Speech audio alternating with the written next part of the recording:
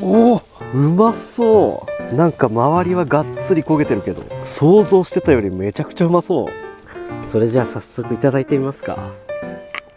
うまそう。マカロニからいただきます。